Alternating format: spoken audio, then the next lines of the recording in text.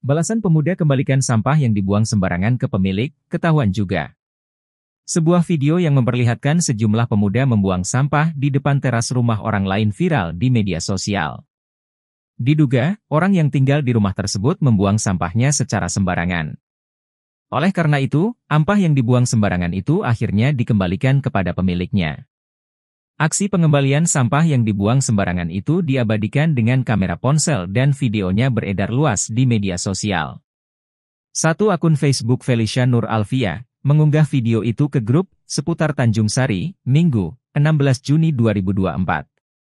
Menurut penelusuran tribunjabar.id, aksi tersebut terjadi di Kampung Banyumukti, Desa Cinanjung, Kecamatan Tanjung Sari, Kabupaten Sumedang. Sambil mengunggah video itu, akun Felicia memberi keterangan dalam video. Keterangan ditulis dalam bahasa Sunda. Begini terjemahannya. Izin melaporkan, buat pelajaran semuanya yang suka buang sampah sembarangan. Sepandai-pandainya sembunyi, ketahuan juga. Kronologinya, di wilayah Cinanjung ada lokasi yang sering dipakai tempat pembuangan sampah liar.